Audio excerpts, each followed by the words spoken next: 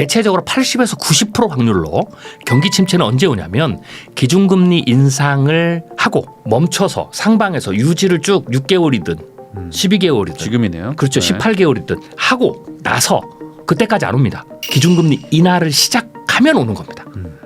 안녕하세요, 부익남입니다. 요즘 전 세계적으로 경제 위기도 심각하고 지금 전쟁 위기까지 막 좀 고조되고 있는 가운데 많은 분들이 좀 불안해하고 계실 것 같습니다. 그래서 모셨습니다. 미래학자 최윤식 박사님과 함께 오늘 세계 경제부터 이제 미래에 대한 어떤 전망까지 이야기 나눠보도록 하겠습니다. 박사님 안녕하세요. 네, 안녕하십니까. 반갑습니다. 네, 제가 조금 전에 말한 것처럼 지금 뭐 경제도 그렇고 뭐 전쟁 네. 위기도 그렇고 뭐 좀 전 세계적으로 아주 난린 것 같아요. 그렇죠. 네. 불안과 혼란이 좀 가중되고 있죠. 네, 그래가지고 제가 뭐 하나씩 좀 여쭤보고 싶은데 네네. 우선은 뭐 저희가 재테크 채널이다 보니까 요즘 네. 뭐 가장 민감한 게 또 미국의 어떤 물가부터 해가지고 뭐 환율, 뭐 금리 뭐 이런 것들인데 우선은 지금 미국 경제 지표들 보면 뭐 되게 좋다고도 그렇죠. 막 계속 나와서 네네. 뭐 노랜딩이다 뭐 이런 얘기도 나오고 있고 네네. 막 이러는데 그 반대로 또 미국의 가본 분들 입장에서는 또 뭐 서민들 삶이 뭐 되게 팍팍하다 뭐 이런 얘기도 있고 네네네. 지금 정확하게 어떤 상황인지 좀 궁금하거든요. 일단 좀 몇 가지로 나눠서 봐야 되는데요. 일단 체감부터 얘기를 하죠. 네. 지금 뭐 꼭 굳이 미국 얘기를 하지 않더라도 우리나라로 봐도 지표하고 체감은 다릅니다. 네. 예, 우리나라 지표 뭐 나쁘지 않잖아요. 예, 그런데 중산층이나 서민이 느끼는 거는 굉장히 위험하고 네. 특히 자영업자나 이런 데서는 실물 경제에서 굉장히 좀 심각하잖아요. 그런 것처럼 미국도 똑같다 이렇게 보시면 됩니다. 네. 지표상에서. 또 하나는 미국의 지난 100년간의 어떤 경제 호황 그리고 불황 우리가 보면 이제 침체기죠. 네. 우리가 지금 침체기로 가고 있는데 근래에는 네. 경기 침체가 들어가기 전까지 모든 지표는 크게 위험한 지표가 나오지 않습니다. 침체는 어찌 보면 갑자기 오는 거라고 볼 수도 있는 건가요? 아니죠. 이렇게 봐야 되죠. 오히려 사람들의 심리가 네. 경기 침체가 와야 그때 소비를 줄이고 네. 그리고 미국은 소비가 뭐 70%를 차지하니까 그게 네. 줄어야 다른 모든 지표들이 같이 내려갑니다. 경기 침체가 들어가기 전까지는 소비 지표나 다 좋게 나오고 심지어는 고용 지표도 네. 경기 침체 들어가야 실업률이 뜁니다. 잠시 착각할 수 있는데 네. 경기 침체가 뭐 예를 들면 6개월 뒤에 온다. 그러면 그거를 산술적으로 계산해서 점점점 거기에 맞춰서 내려갈 것 같은 절대 그러지 않습니다. 그런 우리의 생각이 오히려 잘 안 맞는 거고요. 네. 실제 실제 지표상으로는 그 들어가기 직전까지는 경기 침체와 전혀 상관없는 보통 노멀한 지표가 나온다. 그래서 지금은 미국이 그런 지표입니다. 네. 그다음에 또 하나 여기에 그런데 지금 인플레이션이 지난 40년 동안 가장 높았잖아요. 이게 또 반영됐다. 그러니까 우리가 높은 인플레이션만 보는데 이렇게 보셔야 됩니다. 경제 성장률에는 인플레이션이 반영이 돼서 경제 성장률이 올라갑니다. 예를 들면 우리가 일본이 잃어버린 30년을 우리가 얘기하잖아요. 그러면 잃어버린 30년 동안 일본의 GDP가 성장을 안 했어요. 경제 성장률이. 물가도 제로였어요. 그러니까 물가가 제로니까 경제 성장률이 제로인 거예요. 네. 그럼 물가가 왜 연준이 2%를 얘기하는지 아세요? 목표 물가치. 그러면 물가가 안 오르면 우리는 너무 좋잖아요. 네. 근데 왜 굳이 물가를 제로를 맞추지 않고 물가 성장 인플레이션을 제로를 안 하고 왜 2%를 하냐? 2%를 해야 3%가 되는 거예요. 그게 반영이 돼서. 그래야 성장이 되는 거니까. 그렇죠. 이 말은 인플레이션이 평소보다 높으니까 네. GDP도 높아야죠. 그러니까 우리가 보는 GDP가 우리가 평상시에 미국 경제는 아주 호황일 때 GDP가 3%인데 네. 그리고 아니면 1.1% 중반대에서 2%가 나와야 정상인데 지금 3%를 넘더라. 이거 도대체 뭐냐. 미국 경제 너무 좋은 거 아니냐. 이게 틀린 착시입니다. 좋은 경제 성장률은 물가가 2%대예요. 네. 그러니까 물가가 3% 올랐으면 4%고 4% 올랐으면 5%가 돼야죠. 거꾸로. 그렇기 때문에 지금 미국 인플레이션이 높은데 물가가 그 정도밖에 안 나오는 게 오히려 거꾸로 그걸 상쇄를 시키면 오히려 평상시보다 문제인 겁니다. 근데 우리가 그게 반영된 경제 성장률이 좋게 나오니까 네. 그것을 과거에 같은 수준의 물가하고 비교를 하니까 우리가 이게 좋게 보이는 거지 실제로 플러스 마이너스 빼면 오히려 지금 호황기 때보다 좋지 않은 경제 성장률입니다. 그러니까 결국에 이제 그 체감 경기가 이렇게 안 좋은 것과 이제 수치의 차이가 이제 그렇죠. 이런 물가의 어떤 이런 갭 같은 것들을 우리가 그렇죠. 지금 착각하고 있을 수 있다. 예, 숫자를 절대적으로 봐야 될 때도 있지만 상대적으로 봐야 될 때가 있는데 지금은 숫자를 상대적으로 봐야 될 때입니다. 네. 네, 그럼 이번에 또 책도 하나 새로 나왔는데 네네. K반도체 쇼크 이미 시작된 미래 이 책에 보니까 그 내용이 나와요. 네네. 그 미국 달러 패권이 흔들린다 이런 얘기. 그래서 아. 어떤 그 위기를 지금 조심해야 된다고 말하는 분들이 지금 미국 달러 패권 얘기가 이제 어찌 보면 좀 핵심 이슈인 것 같은데 요것 좀 설명해 주시면 좋을 것 같아요. 이제 이 책에서 제가 이제 미국 달러 패권의 위기를 다룬 거는 지금 미국 달러 패권이 위기다. 이 얘기를 하는 게 아니고 네. 한국의 K 반도체와 관련해서 우리가 반도체 산업을 볼 때 우리가 너무 반도체를 기술 우월주의적으로만 보는 거예요. 예를 들면 기술이 뛰어나면 우리 반도체는 문제가 없다. 네. 그런데 다른 산업도 마찬가지고 특히 반도체처럼 국가 전략적 차원의 산업은 기술이 우월한 것은 본선에서 뛰는 기본 전제 조건에 불과해요. 기술이 안 좋으면 탈락하는 거죠. 당연히 안 되는 거고. 그렇죠. 네. 그러면 그 본선 레이스에서 누가 탑이 되느냐, 금메달 따느냐는 기술이 아니라 그 나머지 영역들, 즉 국제 정세의 변화라든지 네. 혹은 내부적인 어떤 잠재적 위기를 극복 대응하는 역량 뭐 이런 것들을 어떻게 하느냐가 결국은 중요한 성패 결과죠. 기술을 제외하고 한국의 K 반도체 산업에 영향을 줄 수 있는 내외부적인 잠재적인 위기 나 변화가 뭐가 있느냐라는 걸 제가 들어서 시나리오 들었고요. 그 중에 하나가 이거 생각해 봤느냐. 지금 당장은 아니지만 중장기적으로 미국의 달러의 패권이 붕괴된다면 혹은 붕괴되지 않더라도 달러의 패권에 심각한 문제가 생긴다면 우리는 환율의 영향을 굉장히 크게 받잖아요. 그러니까요. 그다음에 또 하나는 달러의 패권에 영향이 생기면 환율만 영향을 받는 게 아니고 미국이 살기 위해서 뭔가 반대 액션을 할 거 아니에요. 네. 그 액션의 입장에서 반도체 한국에 대한 태도가 달라진다라는 거죠.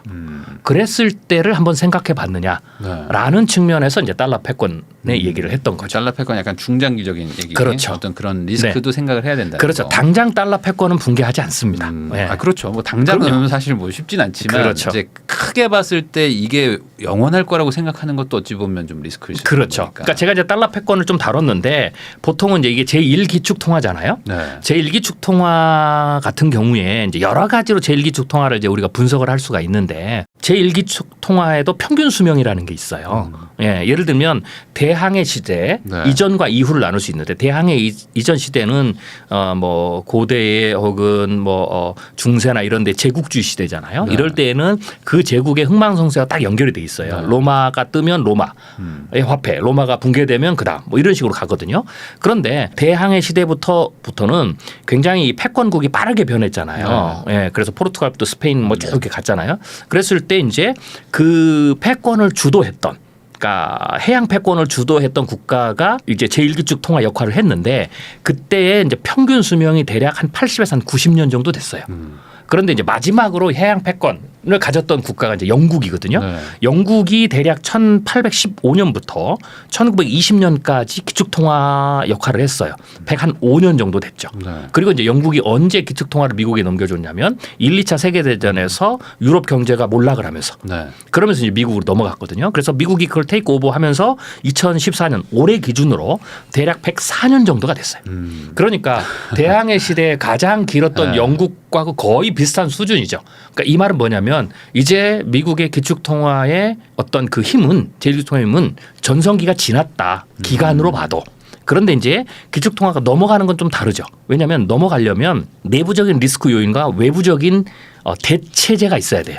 그러니까 영국이 기축통화국을 통화국 지위를 잃었더라도 미국이라는 새로운 대체 국가가 나타나지 않았으면 미국으로 넘어가지 않았죠. 그렇겠죠. 네. 네. 그랬을 때 미국이 달러 패권이 완벽하게 무너지는 것, 제1기축 통화의 지위를 상실하는 것은 미국을 대체할 만한 강력한 경제 국가가 나와야 되죠. 그래서 2008년 때 중국을 얘기했던 거예요. 네. 중국 경제가 쫙 올라왔는데 근데 이제 문제는 뭐냐면 지금의 중국 경제가 또 안 좋잖아요. 완전히 안 좋죠. 네. 그래서 이제 그 부분이 내려갔죠. 그래서 미국이 사실은 기축통화 지위국의 지위를 더 늘릴 수 있는 하나의 조건이 형성된 거예요. 네. 그게 이제 하나고 또 하나는 달러 패권 자체와 연관돼서 한 거죠. 제가 이제 여기서 이제 거론한 게 달러 패권이 무너지는 것은 아킬레스건이 있다. 언제 무너질지 예측할 수 없어도 어떤 조건이 형성되면 달러 패권이 무너지는지는 우리가 예측할 수 있다. 그게 첫 번째 아까 일단 대체 국가 나오는 네. 거. 두 번째로는 달러 패권의 가장 레버리지 포인트가 있어요. 그걸 제가 이제 이 책에서 뭐라고 그러냐면 페트로 달러예요. 네. 저기요. 결국은 달러를 많이 써야 되는 거거든요. 네. 많이 쓰려면 여러 가지 장치들이 필요합니다. 국제적인 힘, 국가의 힘도 필요하고 경제적 위력도 필요하고 그리고 달러를 많이 쓸 수 있도록 시스템들을 만들어야 돼요. 예를 들면 네. 스위프트 시스템이라든지 뭐 WTO라든지 뭐 여러 가지를 만드는 거죠. 그런데 결국은 통화를 많이 쓰는 것은 핵심이 뭐냐면 무역 거래가 많아야 되는 거예요. 무역을 어떤 화폐로 가장 많이 해야 하느냐. 결국은 그 통화로 해야 되잖아요. 네. 근데 그 무역을 하는 데 있어서도 상품이 있어요. 네. 가장 많은 거래, 가장 핵심적인 거래, 상품 중에서도 가장 전략적인 상품 거래. 그게 석유라는 거예요. 네.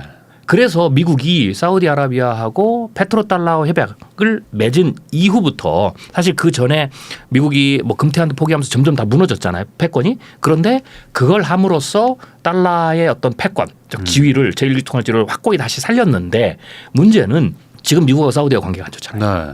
사우디가 갑자기 어느 날 내일 아침에 딱 눈 뜨고 일어났는데 CNN에서 우리 오늘부터 달러 안 받는다.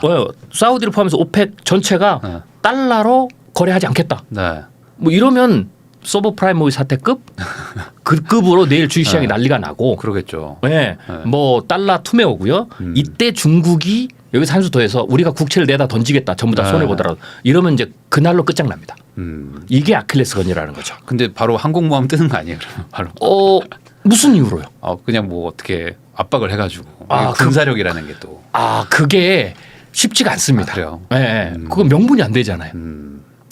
하긴. 우리가 코리아를 딴 대로 하겠다는데. 하긴 사우디도 약간 그런 걸 가지고 계속 뭐 흔들고 있기도 하는 것 같기도 그렇죠. 하고. 그런데 당장 사우디가 그러지는 않죠. 왜냐하면 사우디하고 미국하고 이 페트로달러의 협약은 단순히 사우디가 호의적 차원에서 해준 게 아니라 우리가 오일 거래를 달러로 하게 되면 미국이 중동에서 사우디가 패권을 유지하는데 혹은 중동에서 그 주위의 어떤 그 군사적인 어떤 그 침략이나 뭐 이런 것들을 방어하는 데 있어서의 안보적 차원에서 미국이 절대적 지지를 해주겠다라는 양자 간의 어떤 컨센서스가 맞아서 된 서로 거거든요. 이득이 있으니까. 그렇죠. 그런데 그것은 지금도 유효해요. 물론 그 둘이 그때 맺었던 협약은 지금 둘 다 약해졌어요. 왜냐하면 미국도 셰일 오일 나오면서 네, 석유가 나오니까. 중동에 대한 어떤 의존도가 좀 낮아졌고 네. 그래서 그게 중동을 소홀히 한 이유 중에 하나가 됐어요. 그런데 사우디도 마찬가지죠. 그런데 그럼에도 불구하고 여전히 미국은 셰일이 나오고 석유 수출국이 1위가 되더라도 여전히 중동에 안정적인 석유가 필요하고요. 또 하나 사우디도 얼마든지 지금은 과거 그때와 달리 중동에서 막 전쟁 위험성이라든지 뭐 러시아 뭐 그때 구소련이잖아요. 뭐 이런 데 충돌의 그런 것들이 적지만 그래도 안보는 안보거든요. 그러면 사우디가 만약에 미국과 손을 끊으려면 안보적 측면에서 미국을 대체할 만한 그러니까요. 다른 나라가 있어야 되죠. 그래서 사우디가 처음에 중국을 기대를 했어요. 중국 경제를 기대한 거죠. 근데 중국이 이게 아니거든요. 안 되니까. 그렇죠. 그래서 사우디 입장에서는 지금 당장 미국을 놓지는 않아요. 그래서 페트로달러가 깨질 염려는 없어요. 그런데 이제 요 타임에 바이든이 사우디를 굉장히 홀대했잖아요. 그러니까 사우디가 자신들의 존재감을 부각시키기 위해서 까탈스럽게 군 거예요. 그리고 충분히 그럴 수 있다라고 하면서 러시아나 중국의 위안화도 받고 뭐 이런 식으로 한 거죠. 네. 그래서 저는 이게 아킬레스건이기 때문에 아킬레스건을 얘기한 것은 그래서 사우디가 페트로달러를 던진다 이 말이 아니라 그렇기 때문에 정권이 바뀌면 트럼프가 들어서면 사우디와의 관계를 굉장히 빠르게 회복을 시킬 거다. 이제 그런 얘기들을 이제 하고 싶었던 거죠. 그런데 네. 만약 그렇지 않고 오판을 하면 지금 당장은 아니더라도 언젠가 그게 10년 후가 됐든 20년 후가 됐든지 간에 제가 말씀드렸던 경제적 대체국가 나오고 그런 상황에서 페트로달러가 무너지고 그것을 틈타서 각국이 국채를 던지면 네. 네. 그러니까 이 페트로달러가 깨지기 전에 국채를 던지는 건 별로 의미가 없어요. 자국의 부메랑이 되죠. 그러나 이게 두 개가 맞아떨어지면서 혹은 대체 국가가 나오면 하면 미국은 순식간에 무너진다. 최소한 미국이 파산을 안 하더라도 제1기축 통화국의 지위는 넘겨줘야 된다. 우리가 2008년에 서브프라임 터지면서 미국의 금융체계가 막 흔들리면서 세계에서 자꾸 얘기가 나왔잖아요. 네. 달러의 위험성이 좀 있다. 기축통화 불안하다. 다시 해야 된다. 네. 뭐 또 뭐 다른 늘려야 된다. 이런 얘기가 나왔던 거거든요. 근데 지금 말씀드린 이런 요소들은 그거보다 훨씬 더 큰 거죠. 그래서 충분히 그런 주장이 나올 수 있고 실제로 그렇게 될 수가 있다. 근데 문제는 미국이 달러에 대해서 제1기축 통화의 지위를 잃어버리면 그걸로 끝나지 않아요. 그래 우리는 뭐 1기축 통화 잃어버렸으니까 뭐 지금 뭐 엔화처럼 제2기축 통화하지. 그걸로 안 돼요. 왜? 미국 경제가 부도가 나요. 모라토리움을 선언해야 돼. 왜? 부채가 너무 많잖아요. 너무 많죠. 그러면서 그렇다고 미국이 없어지지는 않아요. 네. 그러면 이제 어떻게 되느냐. 소련 망했을 때처럼 전체 모라토리움 선언하고 빚 탕감하고 국제사회에서 몇 년 동안 퇴출 당하고 그리고 나서 부채 제로를 하고 다시 올 수 있겠죠. 네. 뭐 미국이 그렇게 되든지 안 되든지에 상관없이 그런 상황들이 우리가 그냥 재밌네. 그럼 흥미롭네라는 관전의 요소가 아니라는 거죠. 만약 그런 상황이 있게 되면 혹은 그런 상황이 일어나지 않더라도 그것에 준하는 어떤 위기가 오면 그거는 한국과 같은 작은 나라들은 수출 지향적인 나라들은 굉장히 큰 혼란에 빠질 수 있다는 거죠. 근데 이제 문제는 뭐냐면 이렇게 혼란에 빠지면 뭐 그 자체도 우리에게는 위기고 기업이 위기지만 제가 자꾸 이런 어떤 얘기들 하는 거는 혼란에 빠지면 우리가 경쟁자가 없을 때 우리가 압도적인 뭔가 수출 경쟁력을 가지고 있을 때 그게 반도체가 됐든 자동차가 됐든 조선이 됐든 디스플레이가 됐든 뭐가 됐든 압도적인 경쟁을 가지고 있을 때는 미국이 흔들리면 우리만 영향받는 게 아니거든요. 다 흔들리죠. 그래서 상관이 없어요. 다 흔들리고 우리는 압도적 지위를 가진 거야. 그러나 우리가 경쟁이 심해지고 혹은 한 발만 삐끗하면 떨어질 수 있는 이런 상황에서 혼란이 오면 그 혼란 자체가 단순히 모두가 겪는 혼란이야라고 끝나는 게 아니라 우리에는 더 가중치를 크게 줄 수 있다. 그럴 수 있죠. 라는 거죠. 그런 측면에서 우리가 이러한 우리 산업을 흔들 수 있는 트리거 역할을 할 수 있는 조금 직접적인 아니지만 좀 멀지만 이런 요소들까지도 이제는 한국의 국가나 정부나 기업들도 심각하게 고려를 하고 시나리오를 짜고 만반의 대비책들을 미리 생각해 봐야 된다라는 거죠. 제가 이거 여쭤본 이유는 이제 이런 달러 패권의 어떤 흔들림이나 이런 것들이 만약에 단기적으로 빨리 올 수도 있다면 아니면 지금의 지위가 조금이라도 낮아진다면 혹시나 뭐 미국발 어떤 뭐 경제 위기나 어떤 경제 침체가 뭐 심하게 오나 이런 것들에 대한 좀 의문이 있어가지고 여쭤본 건데 미국 경기에 대한 어떤 침체 가능성 이런 것들은 좀 높게 보시지 않으세요? 네, 달러 패권 때문에 경기가 오는 건 아니고요. 지금의 이제 미국의 경기 침체는 이렇게 보셔야 되는데요. 일단 기본적으로 제가 보고 있는 것은 정상적인 경제 호황과 불황의 패턴에서 오는 경기 침체입니다. 기본적으로. 근데 원래는 이 경기 침체의 주기상 원래는 2020년, 2021년경에 세계 경제, 미국 정부 포함 세계 경제가 불황기로 들어갔어야 돼요. 불황기라는 것은 호황기 때의 군사를 불황기 때 빼는 거거든요. 그래서 자연스러운 현상이에요. 불황기를 거쳐서 한번 빼야 또 다른 호황기로 가서 리니어하게 계속 올라가는 거죠. 우상향으로. 그런데 코로나가 와가지고 이게 밀린 거예요. 두 번째로는 코로나가 와서 돈을 어마어마하게 퍼부었죠.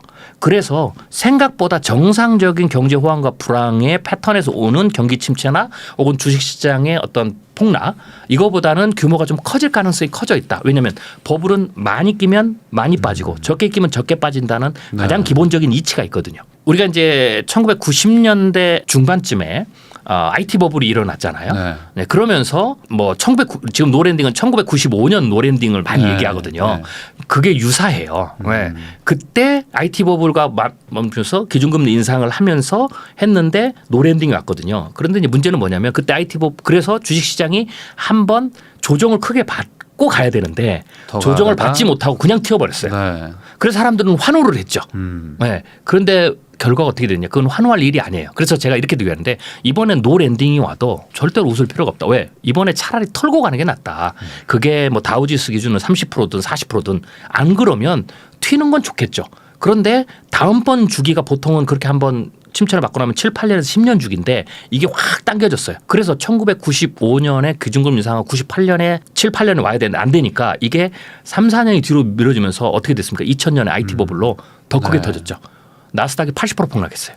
차라리 1995년에 1차 닷컴 버블 때 한 번 3, 40% 터뜨렸으면 2002년에 80% 터지지 않습니다. 왜냐하면 한 번 터뜨렸기 때문에 그다음에는 뭐 한 3, 40%겠죠. 그런데 안 터지니까 나중에 안 터진 건 없어지는 게 아니고요.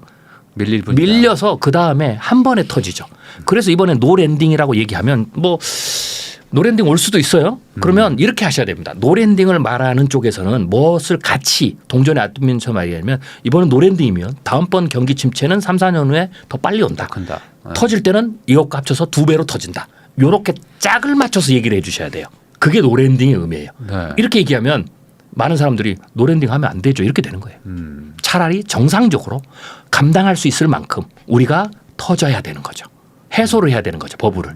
처음에 미국 경제 얘기를 하셨잖아요. 지표상.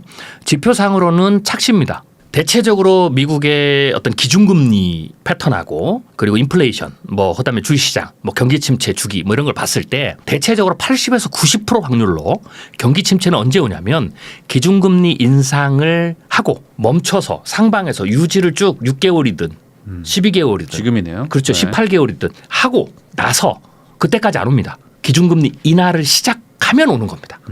그래서 지금은 그 전까지는 누구도 저는 뭐 개인적으로 노랜딩, 소프트랜딩, 하드랜딩 중에서 어떤 게 더 가능성이 크다라고는 말할 수 있어요. 저는 최소한 소프트 랜딩, 연착륙 혹은 좀 잘못하면 경착륙에 마일드한 경착륙은 갈 수 있다. 뭐 이런 건데 어느 쪽으로 갈 것이라고 확정 짓는 것은 아무도 못합니다. 네. 금리를 내려보고 난 다음에 지표들 내리기 시작했을 때 그때의 연준의 움직임들. 그래서 그 전까지는 어떠한 지표가 나오더라도 그 지표로 노 랜딩이다. 소프트 랜딩이다. 하드 랜딩이다. 결정을 지으면 안 됩니다. 이 말은 거꾸로 그 전에 나오는 모든 지표들은 별 의미가 없다. 그럼 반대로 좀 뭐 파월 의장이 뭐 지표를 보면서 데이터 보면서 이렇게 뭐 결정하겠다 하고 있는 것도 좀 거꾸로 뭐 선호가 좀 다를 수도 있는 거죠. 그거는 연준이 태동 때부터 지금까지 늘 하던 말이고요. 앞으로도 하는 말입니다. 네. 네. 그래서 뭐 그거는 그리고 특히 파월 의장 같이 연준이나 이런 의장처럼 이렇게 중요한 포지션에 있는 의장들은 수장들은 정치적 수사를 합니다. 예를 들면 쉽게 얘기해서 파월 의장이 오늘 와서 이제 경착륙 갑니다. 조심하십시오. 이러면 어떻게 되겠습니까? 그럼 큰일 나죠. 네, 그렇죠. 네. 오히려 경착륙보다 더 심한 문제가 생겨요. 그래서 그런 얘기를 안 하는 거죠. 그런 측면에서 그런 분들의 이야기들은 그냥 그때 현 상황을 그냥 얘기한다. 이렇게 보시면 됩니다. 제가 이걸 왜 여쭤봤냐면 아무래도 이제 재테크 채널이다 보니까 이제 미국에서 금리 인하를 하면서 뭐 우리도 좀 내리지 않을까 뭐 이런 거에 대한 시기를 막 생각하시는 분들도 많고. 그럼요. 그러면 네. 지금은 또 약간 미국 금리 인하 시기가 좀 막 늦춰진다고 막 지금 이러고 있다 보니까 말씀하신 것처럼 금리 인하 이후에 또 경기 침체가 온다 그러면 그 시기가 되게 중요할 것 같아요. 그렇죠. 지금 뭐 박사님 보시기에는 한 어느 정도의 어떤 금리 인하가 좀 시작될 거라고 보세요? 금리 인하는 일단은 지금 이제 인플레이션에 달려 있다라고 보시면 돼요. 인플레이션이 생각보다 좀 안 떨어지고 있거든요. 네. 그런데 이제 사실 엄밀히 좀 보면 연준은 오피셜하게 얘기합니다. 인플레이션이 내리면 그때에 맞춰서 차근차근 따라서 내리겠다. 네. 그런데 그렇게 금리를 내린 적이 한 번도 없어요. 100년 역사상. 네. 이 말은 그렇게 하지만 그게 성공한 적은 없다. 그러면 어떻게 해서 금리를 내렸느냐? 간단합니다. 경기 침체가 와서. 뭐가 갑자기 터지면 그때. 그렇죠. 그러면은 그때부터는 인플레이션 상관없어요. 경기를 잡아야 되니까 내리죠. 네. 그런데 그럼 인플레이션 어떻게 잡히느냐? 경기 침체가 와서 사람들이 소비를 안 하니까 떨어지는 거예요. 네. 그래서 인플레이션이 후행해서 잡히는 겁니다.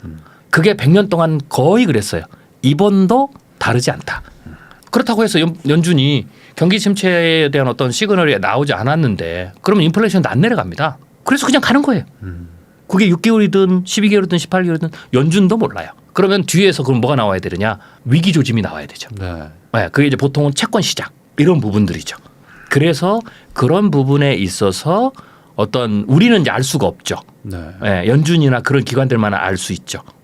그래서 거기에서 위험이 나왔을 때 그 부분이 경제에 심각한 타격을 주고 금융에 타격을 줄 수 있다라고 얘기하면 일단은 조금씩 금리를 내리기 시작하죠. 그러니까 인플레이션이 내려서 금리를 내린 게 아니고요. 네. 인플레이션 더 이상 올라가지 않으면 끝입니다. 네. 그런 상황에서 채권 시장이나 어떤 경제적인 금융의 어떤 위기를 지금 적당하게 해결하지 않으면 방치를 하면 큰 위기로 번질 수 있다라는 뭔가가 우리가 알지 못하는 뭔가가 나오면 그때 금리를 내리기 시작하는 거죠. 그래서 지금 연준은 그걸 보고 있는 거다.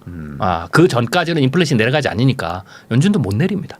오히려 그러니까 금리 인하가 이제 경기 침체를 거꾸로 역으로 이제 설명하는 것이다. 그렇죠. 네, 그렇게 보셔야 되고요. 하나 더 팁으로 말씀드리면 우리 시청자분들이 눈여겨보셔야 될 게 언제 내리냐는 아무도 몰라요. 네. 연준도 몰라요. 그때 가봐야 알아요. 그 지표나 상황을 보고. 네. 그래서 그거는 누구도 못 맞히는 거고 그래서 우리가 신호가 될 수가 없어요. 판단의 기준이. 그럼 뭘로 해야 되냐. 대체적으로 패턴상 봤을 때 연준이 기준금리를 내리고 제가 이제 가장 중요하게 여기는 게 9개월을 가장 중요하게 여깁니다. 그래서 연준이 뭐 이번 달에 내리면 이번 달부터 9개월 혹은 네. 연말에 내리면 연말부터 9개월 이 시기가 되게 중요해요. 그래서 그 시점 오히려 연준이 금리를 내린다 그러면 환호하지 마시고요. 오히려 안전벨트를 단단히 매셔야 됩니다. 그리고 긴장을 그때부터 놓쳐야 됩니다. 오히려 연준이 기준금리를 안 내리는 게 아직은 경기 침체가 오지 않는. 네, 오히려 마음은 그게 더 편한 거예요. 반대로 지금 자산이나 이런 것들이 다 이제 유지가 그렇죠. 되는. 그렇죠. 이게 최소한 박스권이고 이게 막 알아서 떨어지지 대폭락으로 안 갑니다. 네. 그래서 오히려 지금이 마음이 편한 시기고요. 연준이 기준금리를 내리기 시작하면 일시적으로 환호를 해요. 와 이제 금리 내린다. 네. 연준이 내리면 우리도 내릴 거예요. 네. 그런데 연준이 대체적으로 봤을 때 내리고 9개월 그러니까 1995년 모델하고 2002년 모델하고 최근 모델로 말씀드리고 2008년 이 세 번에 그럼 1995년은 노랜딩을 했고요. 2000년 2002년하고는 2008년은 경기 대침체하고 주식시장 대폭락이 왔죠. 네. 그러면 이 세 가지를 제가 놓고 비교를 하면 1995년 모델은 뭐냐면 기준금리를 9개월 동안 내렸는데 3번밖에 안 내렸어요. 경기 침체가 왔을 때 2002년이나 2008년은 보통 7번을 내렸습니다. 9개월 동안. 네. 그러면 7번을 내렸다라는 것은 산술적으로 하면 연준이 FOMC 회의를 할 때마다 내렸다. 네. 혹은 건너뛰더라도 그다음에 소급해서 더 내렸다. 이렇게 보는 거예요. 그래서 사실은 우리가 일반인이 그 이면에 있는 그런 데이터들을 우리가 못 보는 우리의 입장에서는 신호가 뭐냐. 그 9개월 동안 연준이 금리를 몇 번 내리느냐가 굉장히 중요합니다. 3번 내리면 왜 3번을 내렸겠어요? 3번만 내려도 채권 시장이나 미국 실물 경제나 기업이나 금융권이 버틴다라는 겁니다. 네. 7번 내린다는 건 뭘까요? 이 정도 안 내려주면 난리가 난다라는 거죠. 심각하다라는 거죠. 네. 그래서 우리 입장에서는 그 9개월 동안 연준이 몇 번을 내리느냐가 사실은 중요하다. 이번에도 만약 3번을 내린다. 네. 적게밖에 안 내린다. 그러면 노랜딩입니다. 그럼 주식시장 계속 갑니다. 더 빨리 타셔야 돼요. 그런데 분명히 그건 제가 쌍이 있다고 그랬죠. 네. 3, 4년 후에 뭐 한 1, 2년 정도만 더 간다. 3년까지 가면 조금 불안. 그 정도 한 3, 4년 갈 수 리스크가 좀 있어요. 느껴지는 거죠. 네. 네. 그리고 나서 그다음에 이번 거 그때 터질 거 다 소급해서 한 방에 한 방에 터지는데 나스닥은 닷컴 버블처럼 엄청나게 붕괴된다. 하긴 지금 뭐 높다고 말하는 분들도 많아요. 지금 그럼요. 주가가 워낙 오랫동안 장기적으로 올랐으니까. 그럼요. 그래서 3번이냐 그 이상이냐 그게 신호고요. 그때까지는 그 어떤 지표도 판단의 기준으로 삼으시면 안 됩니다. 그게 팩트라도. 미래학자 최윤식 박사님하고 지금 이야기 나누고 있는데요. 그러면 이번엔 또 다른 좀 위기라고 할 수 있는 네네. 뭐 이렇게 지정학적인 리스크들 이런 네. 얘기도 한번 해보겠습니다. 우선은 뭐 오래된 얘기긴 하지만 지금 뭐 대만과 중국의 어떤 전쟁 이야기들 이런 얘기들은 뭐 지금도 계속 나오고 있거든요. 네네. 그래서 뭐 현 상황 좀 어떻게 봐야 되는지 한번 간단하게 정리해 주시면 좋을 것 같아요. 일단은 뭐 그러니까 대만을 두고 중국과 미국이 해상 봉쇄든 혹은 군사적 충돌이든 이런 가능성은 더 높아지진 않았습니다. 그런데 낮아지지도 않았다. 네. 요 정도로 일단은 생각하고 계시면 될 것 같습니다. 그래서 네. 그 긴장 관계는 여전히 유지 중인데 지금 이스라엘과 하마스 혹은 이스라엘과 이란의 어떤 그 충돌이 커지면서 세계의 어떤 언론 혹은 정치적 관심이 그쪽으로 좀 쏠려 있어서 네. 상대적으로 지금 덜 부각이 된 그런 상황이다라고 보시면 됩니다. 그냥 사고가 터지는데 옆에 또 큰 사고가 터지니까 잠깐 여기 잊어버린. 그렇죠. 잊어버린 상황이죠. 아, 그 긴장 관계는 여전히 유지 중이다. 네.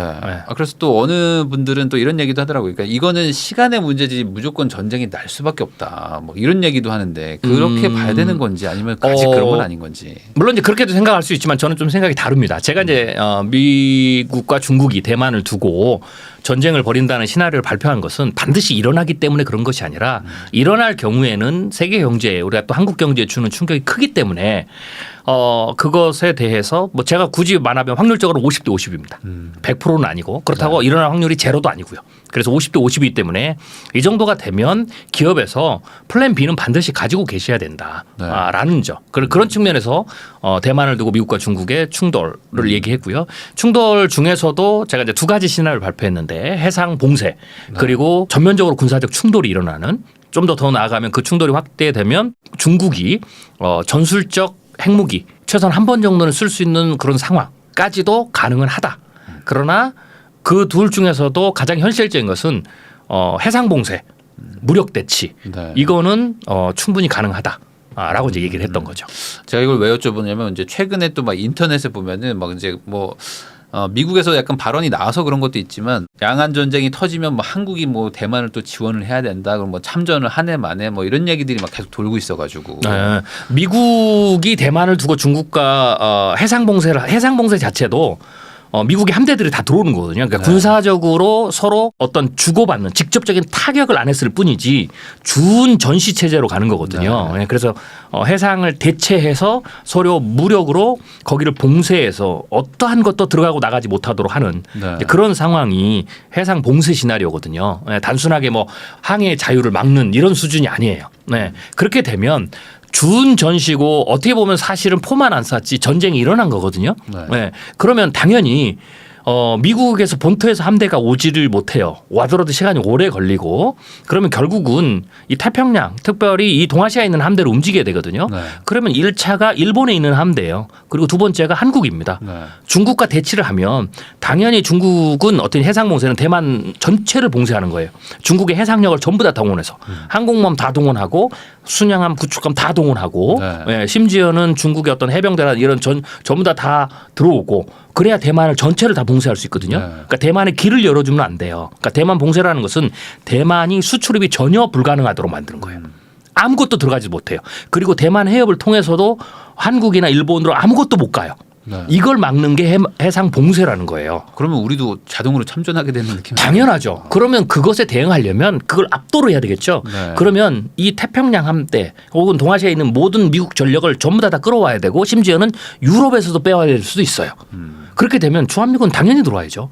그러면 주한미군이 들어오면 한국은 당연히 참전이에요. 전쟁은 일어나지 않더라도 중국이 이 봉쇄를 뚫으려면 단순히 미국과 대치만으로 끝나지 않겠죠. 연합을 약화시켜야 되겠죠. 네. 네. 그래서 효율성을 떨어뜨리거나 고리를 깨거나 혹은 지체를 시키거나 해야 되겠죠. 혹은 추가적인 지원을 약하게 만들어야 되겠죠. 네. 그러면 이제 중국이 전쟁은 안 하지만 그 다음이 그런 거예요. 그랬을 때는 당연히 어떻게 되겠어요? 우리가 지금 이란이 지금 이스라엘에다가 어떤 포격을 했잖아요. 공격을 하니까 이스라엘을 달래지만 전쟁을 확전되면 세계 전쟁을 하니까 네. 중동 전쟁을 하니까 미국이 어떻게 됩니까? 미국과 유럽이 이란을 경제 제재하겠다 막 그러잖아요. 네, 그런 것처럼 중국이 그렇게 붙으면 미국도 중국의 경제 제재를 하겠지만 중국도 얼라이언스들한테 경제 제재를 하겠죠. 네. 1차 타겟이 한국이에요. 사드의 몇 배 보복을 하죠. 그래서 한국으로 하여금 어떻게 되겠어요?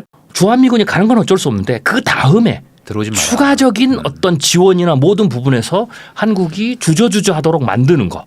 그리고 오히려 거꾸로 한국이 동맹 입장에서 균열을 일으켜서 이 부분에 대해서 미국에 압력을 가하도록 이러다 우리 죽게 생겼다. 네. 네. 미중 패권 전쟁을 인해서 중국에 들어간 한국 기업들이 사실 큰 어려움을 겪고 미미하고 영향이 없지만 그래도 아직은 있거든요. 네. 네. 그런데 여기서 완전히 중국이 스스로 전쟁이니까 경제를 희생시켜도 되잖아. 이겨야 되니까. 그런 경우에는 전면적으로 중국 내부에 있는 한국의 모든 산업이나 직간접용에서 전부 다 보복을 가할 수도 있죠. 중국의 동맹은 북한, 러시아거든요. 네. 이런 데가 북한이 만약 이런 상황에서 대치 상황에서 북한이 핵실험하고 대륙간 탄도미사일 막 쏘고 ICBM 쏘고 막 이러면 어떡할 거예요. 그리고 막 동해에다가 막 포 쏘고 네. 그러면은 한반도는 고립되는 거예요. 쉽게 해서 미국이 대만을 두고 중국하고 전쟁을 하지 않고 대치를 하는 것은 그 자체로도 경제적 충격이 있지만 오히려 우리나라는 그 대치 자체가 길어지면 길어질수록 최대의 피해 국가가 돼요. 대만하고 우리나라는. 대치 상태라는 건 정말 누가 하나 실수하면 그때부터 막 그렇죠. 그 전면전으로 갈수 다음부터는 있는 모르는 거니까. 거예요. 우리가 안 일어나고 네. 합리적으로 제가 이런 시나리오를 써도 합리적으로 그래도 북한이 한반도에 전쟁을 일으키지는 않는다. 네. 오히려 그런 포 쏴주고 하는 게 중국을 지원하는 거죠. 네. 그런 측면으로 간다. 거기까지가 가장 합리적인 예측이죠. 그럼에도 불구하고 세상은 비합리성이 있으니까 그러다 실수를 하면 네. 어떻게 전개될지 모르는 거거든요. 그래서 그 다음의 문제는 장담할 수가 없는 겁니다. 그러면 결국에 그렇게까지 간다는 거는 중국도 많은 것을 희생하고도 결국에 뭐 대만을 뭐 통해서 이제 미국과의 전면전 어찌 보면 한번 대치 이상의 어떤 단계를 각오를 해야만 되는 걸 텐데 네네네. 그 개념이 결국에 지금 미중 패권 전쟁에서 확실하게 지면 그때는 뭔가 돌파구로서 이제 가는 건가요? 그렇죠. 그러니까 이제 제가 이제 대만을 두고 미국이 해상 봉쇄든 혹은 국지전을 벌이든 이 요소는 중국에게 달려 있어요. 미국에게 달려 있는 게 아니고. 네. 네, 왜냐하면 해상 봉쇄를 하든 전쟁을 하든지 상관없이 일단은 중국이 먼저 움직여야 되는 거지. 네. 중국이 움직이지 않는데 미국이 함대를 해가지고 대치를 할 이유는 없잖아요. 그렇죠. 그러면 그것을 선택하는 것은 미국이나 한국에 대만에 있는 게 아니고 오로지 중국에 있어요. 그러면 중국으로 봤을 때 우리가 이렇게 생각할 수 있어요. 그럼 중국이 어떤 상황이 펼쳐지면 대만을 해상봉쇄를 하겠느냐. 네. 그리고 해상봉쇄 아까 제가 말씀드린 것처럼 그 해상봉쇄는 전쟁과 똑같은 거예요. 전쟁이라는 것은 중국이 해상봉쇄를 했을 때는 단순히 야 우리 뭐 너희하고 무력 충돌 안 하고 포 안 주고 그냥 이렇게 막기만 했으니까 뭐 이걸로 끝나가 아니에요. 그렇죠. 중국은 반드시 그거는 동전의 앞뒷면처럼 가장 강력한 중국에 대한 경제 제재를 감수하는 거라는 거죠. 그러면 이렇게 생각했어요. 중국이 그런 경제 제재를 감수하고라도 대만을 봉쇄해야 되는 수를 선택해야 되는 조건이 뭐냐? 라는 거죠. 네. 네, 그 조건을 제가 이제 얘기한 게 뭐냐면 시진핑인 거죠. 예를 들면 제가 이렇게 표현했어요. 중국은 대만을 통일하는 것을 급하지 않아요. 중국은. 그러나 시진핑은 급할 수 있다. 예를 들면 중국은 원래 대만을 한 번도 자기 영토가 아니라고 한 적이 없어요. 그냥 대만에서 반란이 일어난 거예요. 반정부 세력이. 네. 자기 땅인데. 네. 네. 그러니까 중국이 그냥 놔두는 거예요. 그냥 저 정부 세력이 민주적으로 정권이 바뀌거나 아니면 없어지거나 뭐 이렇게 하면 그냥 그 자체로 끝나는 거예요. 그러니까 통일이라는 개념이 아니에요. 네. 원래 있는데 그냥 축출하는 거죠. 네, 그래서 중국은 급하지 않아요. 그리고 중국의 대륙의 특성이 뭐예요? 만만디잖아요. 10년이 됐든 20년이 됐든 네. 30년이 됐든 언젠가는 결국에 없어질 우리가 건데 이긴다. 굳이 우리가 그거를 무력 통일해 가지고 그걸 거기에 대한 수많은 감소, 뭐 전쟁 이걸 할 이유가 없죠. 그래서 가만히 놔두는 거예요. 네. 예, 예, 예. 그런데 그래서 중국은 안 급해요. 그런데 시진핑은 급하죠. 왜? 시진핑은 장기 집권을 했잖아요. 장기 집권을 성공했는데 아무리 시진핑이 장기 집권에 성공하고 중국의 역대의 제국주의처럼 황제의 지위를 가지고 있지만 그래도 중국은 내부적으로 시진핑이 3연임, 4연임, 5연임을 할 때에는 내부적으로라도 어쩌든지 정치적인 단계를 거쳐야 돼요. 네. 그때마다 사실 중국 인민의 눈치도 봐야 되고 정적의 눈치도 봐야 되는 거죠. 그러면 그냥 되는 게 아니고 뭐냐면 업적이 있어야 돼요. 업적이. 그렇죠. 그렇죠. 그러니까 3년임하고 4년임하고 할 때마다 뭔가 업적을 내놔야 되죠. 그러면 중국의 시진핑 입장에서 그것을 무마할 수 있는 예를 들면 푸틴을 보세요. 푸틴이 계속 전쟁을 하고 이래도 푸틴이 지금 거의 종신 집권이고 예. 압도적으로 또 지지했고. 그렇죠. 네. 그 압도적인 지지가 나온 이유가 뭐냐면 러시아 경제가 좋은 거예요. 저렇게 러시아를 봉쇄하고 하는데도 러시아 경제가 좋거든요. 그러니까 국민들이 지지를 하는 거죠. 그런 것처럼 중국도 시진핑이 계속 가려면 첫 번째 중국 경제가 좋아야 돼. 네. 근데 지금 중국 경제가 좋지 않잖아요. 네. 그래서 첫 번째 카드를 쓸 수가 없는 거예요. 그럼 두 번째 카드는 뭐냐? 뭘로 하겠어요? 지금 계속 시진핑 정책의 실수, 책임이 계속 나오잖아요. 그러면 이 상태로 4년이면 4년이면 가기가 힘들어요. 물론 정치적으로 정적을 숙청하고 막 이래가지고 억지로 갈 수는 있죠. 그런데 그 억지로 가는 것은 늘 불안한 거예요. 왜냐하면 네. 대중의 컨센서스가 안 좋고 특별히 여기서 막 젊은이들 들고 일어나면 당연히 미약한 세력이라도 어디선가 다시 반대 세력이 올라오고 네. 순식간에 넘어갈 수가 있죠. 그러면 시진핑이 생각할 수 있는 다음은 뭐냐? 통일이죠. 명분을 이제 찾으면 그렇죠. 그러면 거니까. 그냥 뭐 그렇지만 이번에 그냥 아예 그냥 언젠간 될 것 같지만 이번에 하도 미국이 저러고 그러니까 그냥 아예 그냥 우리 저기를 축출하고 대만의 친미 세력을 다 축출하고 친중 세력을 다 만들든지 아니면은 그냥 완전히 이번 기회에 없애버리고 그냥 홍콩처럼 합병을 해버립시다. 이런 카드가 있으면 되죠. 왜냐하면 이것에 지금 열광하는 중국의 세대가 중국의 MZ 세대가 젊은 세대가 여기에 영광해요. 지금 중국에서의 세대 중에서 가장 민족주의가 높은 세대가 젊은 세대거든요. 그런 것처럼 시진핑 입장에서는 그게 유혹의 카드인 거죠. 만약 그걸 하게 되면 다른 것을 부담을 안 해야 돼요. 경제 제재를 네. 안 해야 되는데 그렇기 때문에 지금 당장은 안 써요. 그러나 내가 이 카드를 쓰지 않으면 내가 3년, 4년을 못하거나 혹은 내가 권좌에서 밀려나서 숙청이 될 수도 있다라고 할 때 혹은 시진핑만이 문제가 아니고 시진핑이 이 정도의 3년을 하고 정권을 잡았다는 것은 이미 그 시진핑과 옆에 함께 있는 모든 정치적 세력이 이제는 하나의 이익 공동체인 거죠. 오히려 시진핑은 물러나서 상징적으로 숙청을 안 당할 수도 있지만 자기네들은 전부 다 뺏길 수도 있거든요. 그런 것처럼 이게 이제 예를 들면 러시아도 마찬가지잖아요. 네, 군부의 강경 세력. 네. 북한도 마찬가지. 그런 것처럼 이미 집권 세력이 이게 다 가지고 있기 때문에 자기네들 물러나면 자기네는 모든 걸 잃을 수 있죠. 그랬을 때 그들이 봤을 때 계속 유지할 수 있는 명분을 계속 가져와야 되는데 그런 측면에서 대만에 대한 어떤 무력, 해상봉쇄든 통일이든 이것은 정말 참기 힘든 유혹이다. 그런 측면에서 가능성은 여전히 상존한다라고 보는 거죠. 사실 애국심하고 민족주의 같은 것들이 이제 막 이렇게 들끓게 되면 사실 경제 같은 건 좀 감수도 하잖아요. 그렇죠. 나라에서. 그렇죠. 국민들이. 그래 어차피 뭐 힘든데. 그렇죠. 뭐 이번 기회에 그냥 한번 합쳐놓고 나중에 더 장기적으로 보자. 네. 그리고 그거에 이제 대한 이게 우리가 정치적으로 굉장히 중요한 부분인데 우리나라가 민주화 우리나라 예를 좀 들죠. 우리나라가 민주화가 일어났을 때에 결국은 민주화의 가장 중요한 도화선이 뭐냐면 젊은이들이 들고 일어났을 때예요. 네. 네, 젊은이들이 피를 뿌렸을 때 그 중에서도 중고등학생들이 피를 뿌리면 부모들 다 일어납니다. 그래서 정권이 우리가 무너졌던 거 아니겠습니까? 우리가 민주화가 됐던 거 아니겠습니까? 그렇죠. 그래서 독재 정권이 가장 두려워하는 세대는 나이 든 세대가 아니에요. 기성세대 아니에요. 가장 두려워하는 세대는 이 젊은 세대들이고요. 특별히 청소년 세대들이에요. 이들이 한번 일어나면 걷잡을 수가 없어요.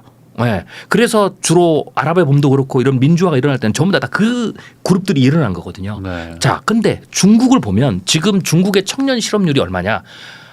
작년에 청년 실업률 발표하다 포기했습니다. 굉장히 심각합니다. 네.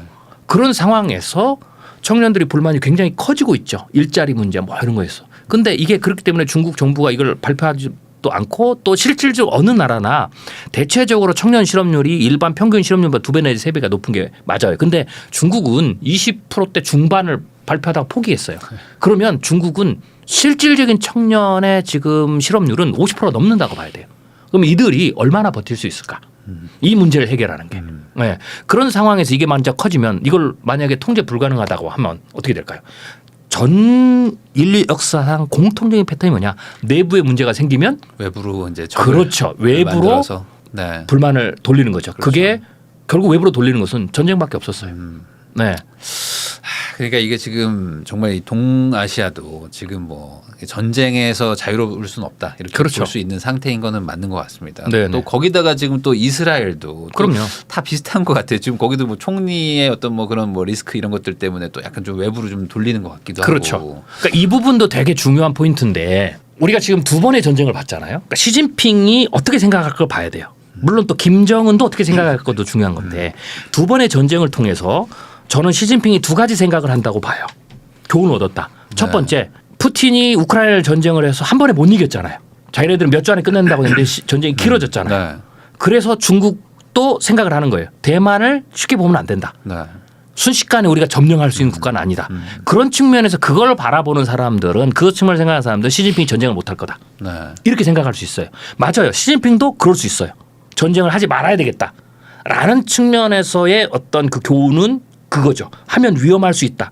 내 생각보다 안 될 수도 있다. 라는 측면은 그런 것들이 교훈을 줬어요. 근데 또 하나의 교훈이 있어요. 그게 뭐냐. 러시아가 우크라이나를 침공하고 특별히 이스라엘과 지금 이스라엘 하마스를 했을 때 그 전쟁에 대해서 국제사회가 특히 미국이 어떻게 대처했느냐는 또 다른 교훈을 준 거예요.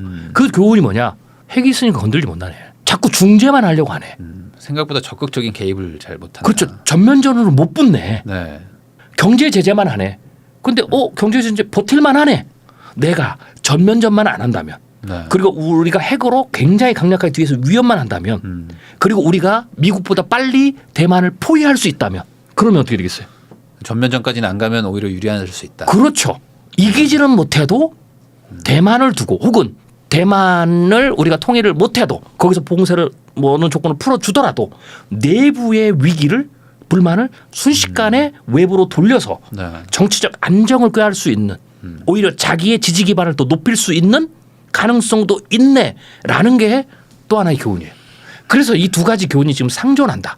그런데 결국은 시진핑의 생각에도 두 가지가 있을 거예요. 그럼 네. 둘 중에 어느 쪽에 가중치가 두느냐는 시진핑의 연임에 대한 정치적인 토대죠. 네. 그래서 우리가 3연임 때를 눈여겨봐야 된다는 거예요. 이게 참 복잡합니다. 그렇죠. 거기다 지금 또 중동도 계속 지금 뭐 전쟁 뭐 이어지고 물론 뭐 최근의 기사로는 뭐 다시 뭐 보복은 뭐 조금 좀 멈추겠다 뭐 이런 얘기들도 아까 나왔던 것 같긴 네네네. 한데 이 중동 쪽도 지금 뭐 조용하진 않다고 봐야 되겠죠. 그렇죠. 물론 이게 전면전은 제5차 중동 전쟁으로 가지는 않을 거예요. 왜냐하면 사실 그렇게 가면 미국이나 이란이 얻을 게 없어요. 그리고 특별히 미국은 대선을 치러야 되잖아요. 네. 그래도 지금 바이든이 지고 있는데 여기서 괜히 확장이 되면 바이든은 그냥 무조건 집니다. 경제도 안 좋은 상황에서. 예, 예. 그렇기 때문에 바이든이 계속 말리는 거고요. 이란도 사실 국내 정치 상황이 그렇게 좋지는 않아요. 전쟁을 해서 자기네들이 사실 득이 없거든요. 그렇다고 이긴다는 것도 아니고 보장도 네. 없고. 네. 예, 그래서 계속해서 이란도 안 하려고 하는 거예요. 미국도 빼려고 그러고. 근데 네. 지금 이스라엘이 네탄야후 총리가 네. 정치적으로 자기가 굉장히 불안하거든요. 네, 선거를 하면 질 것 같고 그래서 그 입지에서 자꾸 이걸 확전시켜서 끌어들이려고 하는 거예요. 네. 그런 측면이 지금 복합적으로 작용해서 정세 자체가 확전도 안 되면서 동시에 전쟁도 빨리 안 끝나면서 불안한 상황. 예, 외부의 사람들이 보기에는 굉장히 위험한 상황으로 지금 외줄타기를 계속하고 있다라고 보면 됩니다. 뭐 앞으로의 어떤 전쟁 변수 같은 것들은 지금 예측하기는 좀 어려운 단계라고 좀 봐야 될까요? 지금은 어떻게 해야 되는 걸까요?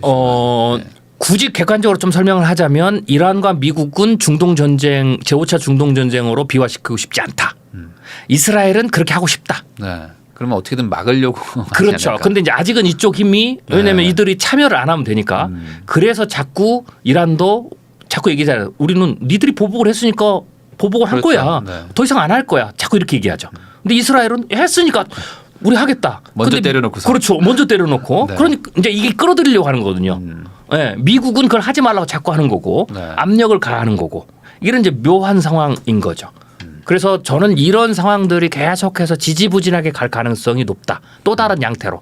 물론 이제 그러다가 실수를 하게 되면 전쟁으로 갈 수는 있죠. 그래서 전쟁으로 가는 부분에 대해서는 늘 플랜 B를 가지고 있어야 된다. 그렇지만 이게 곧 전쟁이다. 이런 것은 조금 더 너무 많이 나간 그렇게 생각입니다. 막 이분법적으로 생각할 수는 없는 그렇죠. 부분이죠. 네네. 전쟁이냐 아니냐 이렇게는 아니다. 네네. 네. 그냥 현재 상황과 입장들을 조금 정확하게 알고 계시는 게 좀 네. 낫다라는 거죠.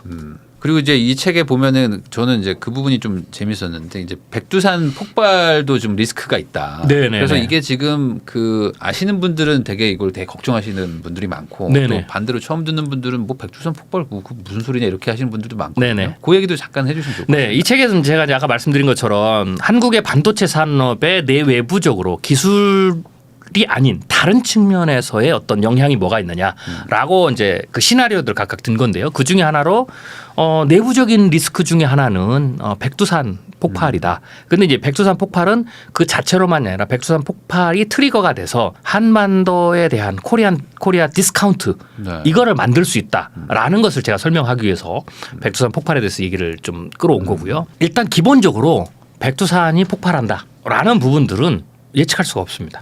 근데 거꾸로 백두산이 폭발하지 않는다라고 단언해서도 안 됩니다. 왜냐하면 우리가 지진이 일어나잖아요. 네. 지진을 우리가 늘 감시하고 하지만 지진을 예측할 수 없잖아요.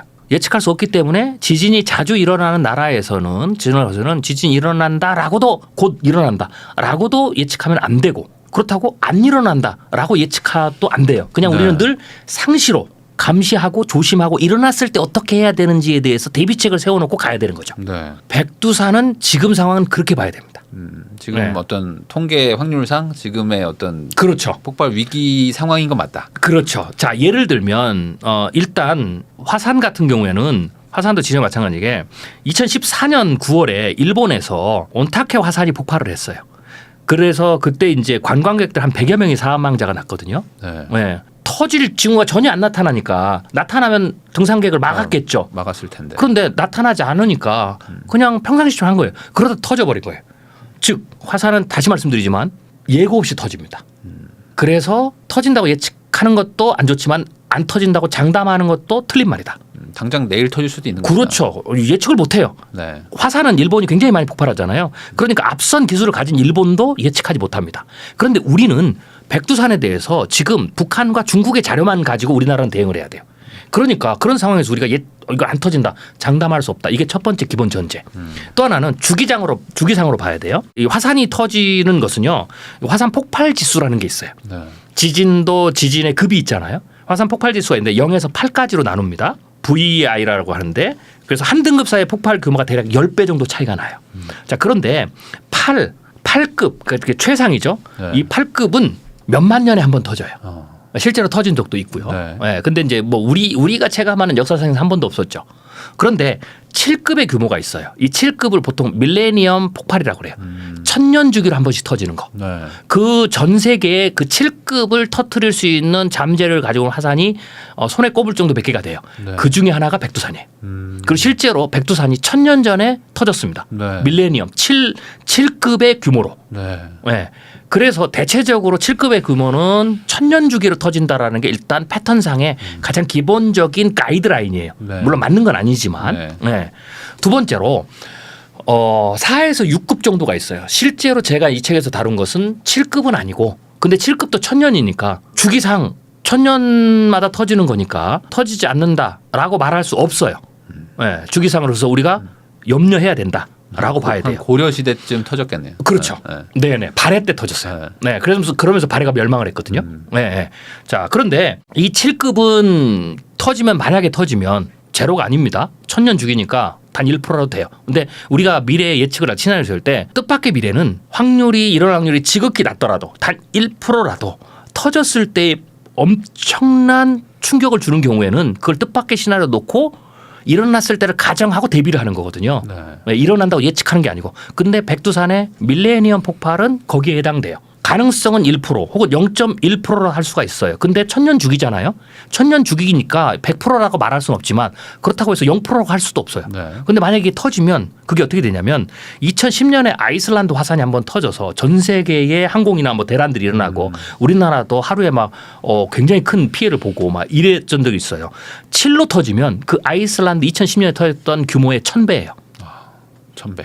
네. 그러니까 0.1% 1%라도 터지면 그 급의 1000배의 네. 충격이 터지니까. 그리고 우리나라는 그 화산이 우리나라 안에 있잖아요. 한반도 안에. 네. 우리는 다른 나라는 몰라도요. 우리는 시나리오를 가져야 돼요. 그래서 얘기를 한 거고요. 네. 그 7급을 제외하고 상식적으로 합리적인 수준에서 우리가 생각해 볼 수 있는 4에서 6급이에요. 근데 이 6급이 4에서 6급이 100년에 한 번. 100년. 자, 그런데 이 4에서 6급 같은 경우에는 2002년하고 2005년에 그러니까 2002년, 3, 4, 5년에 요때에 백두산 천지 부근에서 화산의 지진 횟수가 3,000번이 일어났어요. 이게 전조거든요. 네. 그다음에 2015년에는 천지 주변에서의 온도가 보통 이게 섭씨 60도거든요. 이게 83도를 넘었었어요. 그러다가 그때 이제 가장 백두산이 곧 터진다. 7급은 아니더라도 4에서 네. 6급은 터질 수 있다라는 게 이제 이목이 확 집중됐어요. 네. 그러다가 갑자기 2015년을 지나면서 이게 잦아졌어요. 그러면서 지금 그냥 기후였나 보다 하는 거죠. 근데 아까 말씀드린 것처럼 예측을 못 하는 거예요. 또 올 수 있다. 그렇죠. 네. 그렇기 때문에 우리가 4에서 6급은 우리가 좀 생각해 봐야 된다. 그리고 만약에 4에서 6 중에서 6급만 터지면 6급 같은 경우에는 일본까지 영향을 미칩니다. 그리고 6급 정도만 터져도 그러니까 7급이 터지면은요.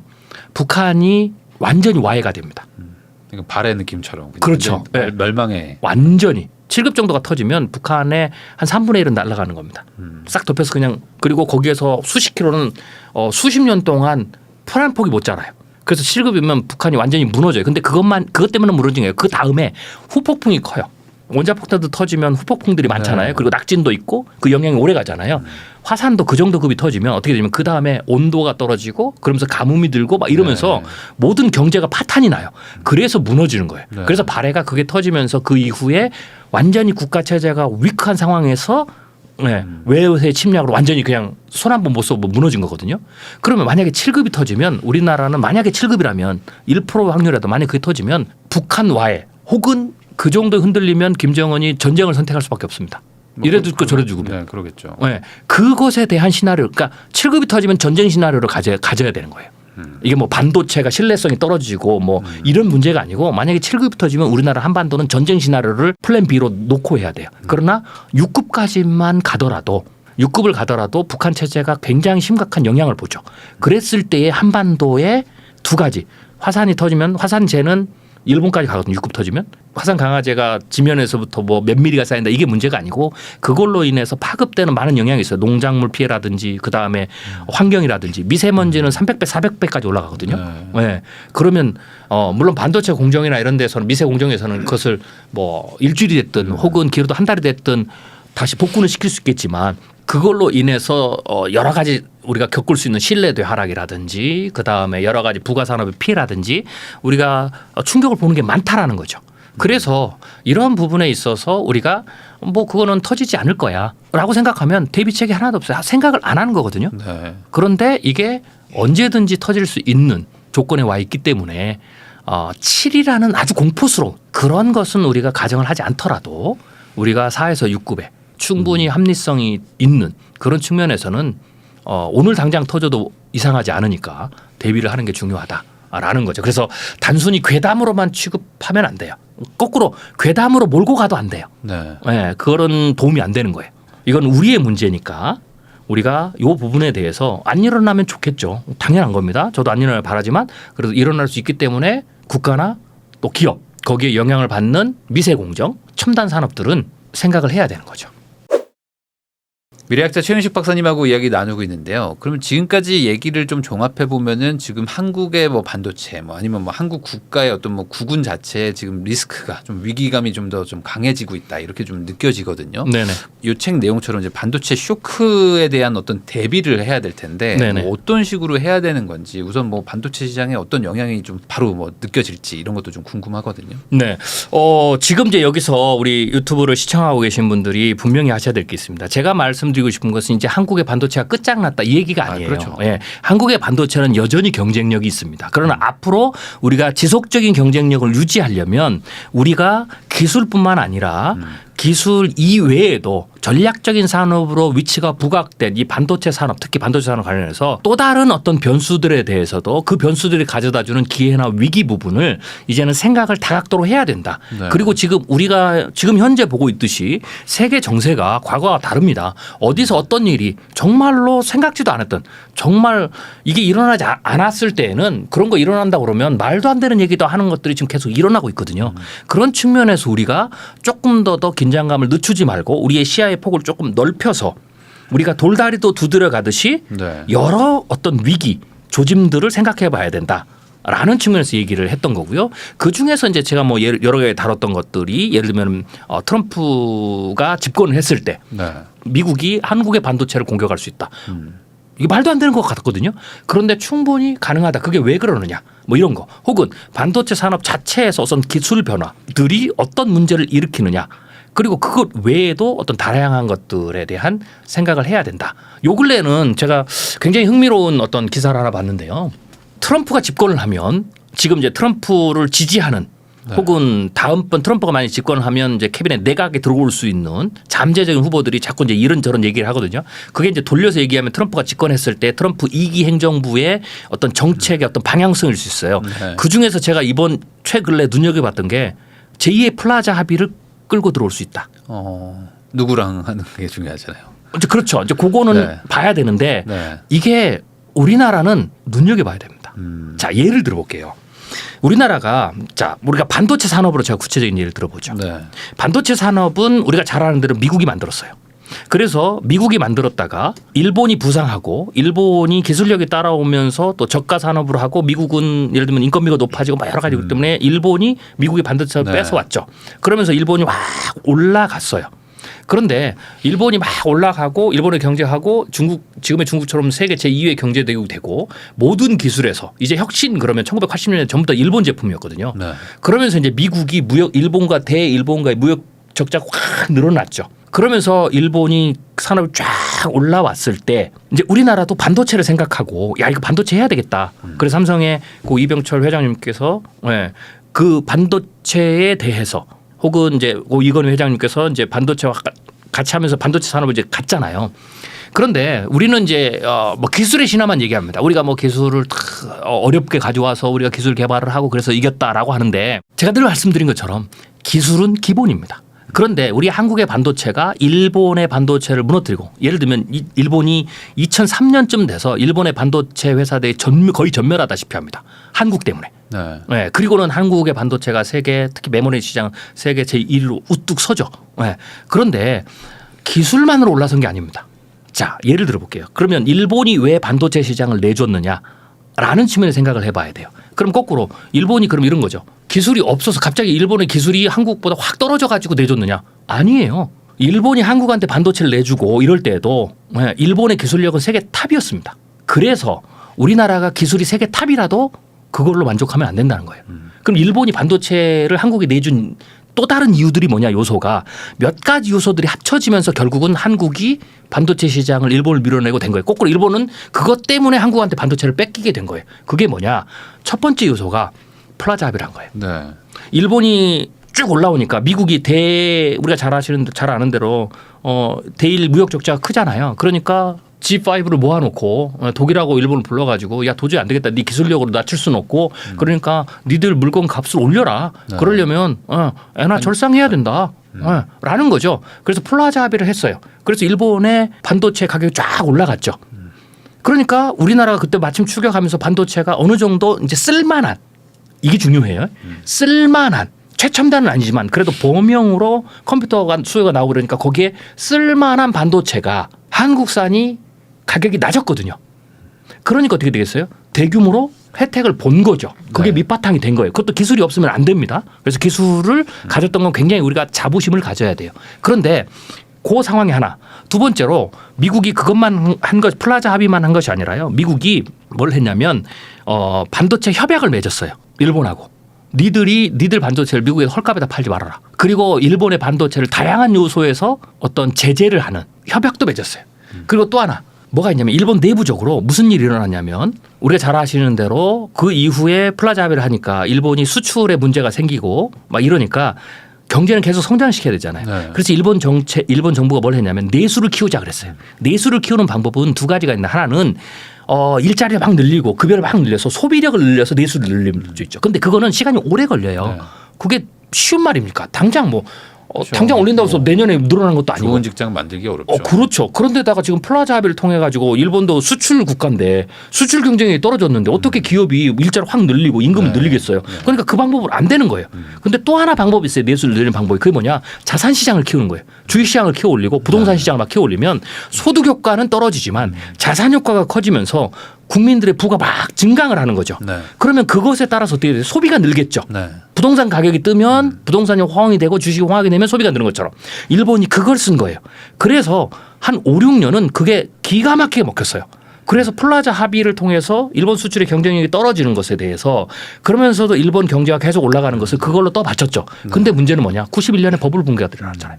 주식시장 버블 붕괴 일어나고 부동산 버블 붕괴. 그래서 플라자 합의 맞았죠. 그다음에 반도체 협약으로 숨통을 조였죠. 그러다가 내부에서 그걸 해치하기 위해서 내수시장을 키웠는데 그래서 이 부분에서 왜냐하면 반도체처럼 계속 투자를 하고 막 이래야 되잖아요.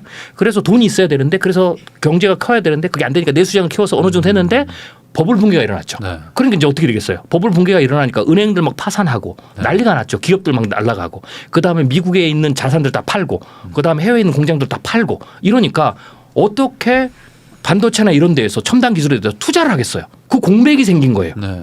그 틈을 한국이 비집고 올라오면서 일본을 추월하고 일본이 그것을 결정타로 맞으면서 2003년까지 계속 그 수습을 못하면서 2003년에 일본의 거의 모든 반도체 회사에 전멸을 했습니다. 그리고 그 무주공산을 우리나라가 기술력을 가지고 경쟁력을 가지고 인건비를 가지고 시장을 장악했던 거죠. 우리나라도 거꾸로 보면 그렇게 무너질 수 있다는 겁니다. 다시 말씀드리지만 일본이 그 당시에 우리나라도 뺏길 때 기술력이 반도체 기술력이 갑자기 붕괴가 되고 일본의 반도체 기술의 신뢰도가 막 현격히 떨어지고 이래서 반도체를 우리한테 내준 게 아니고 기술 이외의 요소들이 국제적 관계들이 이런 것들이 맞물리면서 네. 그것을 잘 대응하지 못해서 무너진 거예요. 우리나라도 이제부터는 그 환경에 노출될 수 있다. 그리고 그 첫 번째 시험이 트럼프가 당선이 되면 트럼프가 한국을 때릴 수 있다. 반도체가. 그리고 그건 이미 시작되고 있잖아요.